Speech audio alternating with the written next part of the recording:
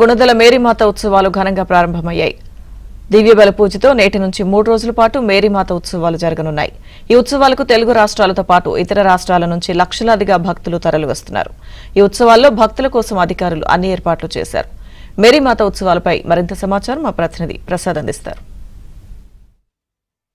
విజయవాడలో గుణదల మేరీమాత ఉత్సవాలు ఘనంగా ప్రారంభమై 3 రోజుల పాటు జరిగే ఈ ఉత్సవాలకు సంబంధించి లక్షలాది మంది భక్తులు తరలివస్తున్న నేపథ్యంలో ప్రత్యేకంగా ఏర్పాట్లు చేశారు. మరోవైపు 1500 మంది పోలీసులతో ఈ భద్రతా చర్యలు కూడా చేపట్టిన నేపథ్యంలో మరికొచ్చే క్రితం దివ్యబలి పూజతో ఈ ఉత్సవాలకు అంకురార్పణ చేశారు. మనతో పాటు రెవరెండ్ మోహల్ ప్రసాద్ గారు ఉన్నారు. సార్ చెప్పండి, ఈరోజు ఉత్సవాల యొక్క విశిష్టతకు సంబంధించి ఎంతమంది వస్తున్నారు, ఎలా ఉంది? ఏబిఎన్ ఛానల్ వారందరికీ కూడా, ప్రేక్షకులందరికీ కూడా మరీ తల్లి పండుగ శుభాకాంక్షలు తెలియజేస్తున్నాం. 100 సంవత్సరాలుగా ఈ గుణదలలో ఈ మరీ తల్లి ఉత్సవాలు, ఆ విధంగానే అన్ని మతాలకు సంబంధించినటువంటి వారు వచ్చి ఆ గుణదల కొండకు వెళ్ళి ప్రభువుని దర్శించుకుని మరీ తల్లి యొక్క దీవెనలు పొంది రావడం జరుగుతుంది.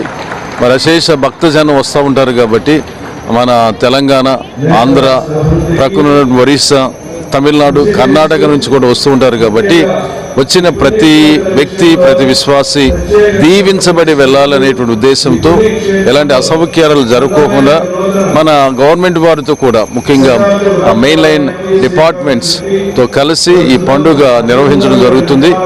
ఆధ్యాత్మికంగా ఆత్మీయ కార్యక్రమాలు ఇక్కడ జరుగుతూ ఉంటాయి.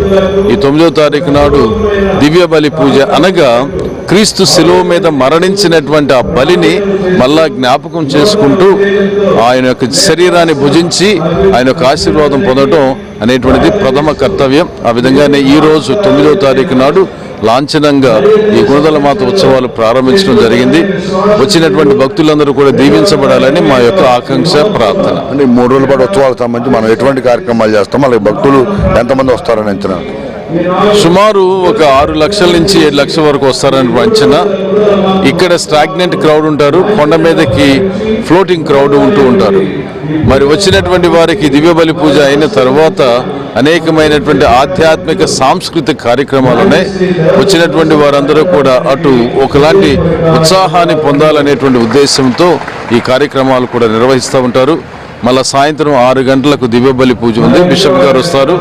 ఆ విధంగా చాలా మంది భక్తులు వస్తారు.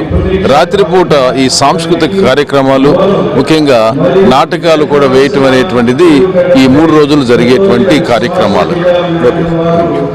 ఇది ముఖ్యంగా చూస్తా ఉన్నాము. మేరీమాత ఉత్సవాలకు సంబంధించి ఆ ప్రతి ఏడాది కూడా చాలా ఘనంగా నిర్వహిస్తామని కూడా చెప్తా ఉన్నారు.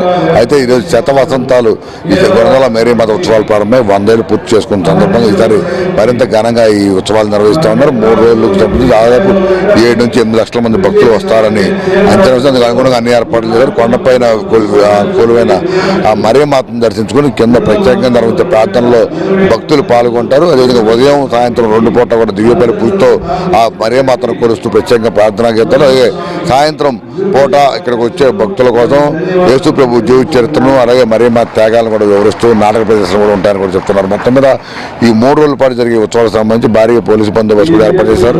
అదేవిధంగా గుణదల వైపు వచ్చే అన్ని మార్గాలు కూడా పూర్తిగా ట్రాఫిక్ మళ్లించి ఆ ఇతర మార్గాల్లో నుంచి భారీ వాహనాలు, బస్సులు వెళ్లే విధంగా ప్రత్యేకంగా పోలీసు చర్యలు తీసుకున్నారు. నిన్న ఈ రోజు కూడా విజయవాడ పోలీస్ కమిషనర్ రాజశేఖర్ బాబు స్వయంగా ఈ ఏర్పాట్లను పరిశీలించి సిబ్బందిని కూడా సూచనలు కూడా చేసిన పరిస్థితి. అదేవిధంగా ఈ 3 రోజులు భక్తులు కూడా ఇక్కడున్న నిబంధనలు పాటించి ఎటువంటి తొక్కిసలాటకు ఆస్కారం లేకుండా ఈ మేరీమాతను దర్శించుకునే కూడా పోలీసులు విజ్ఞప్తి చేస్తున్నారు.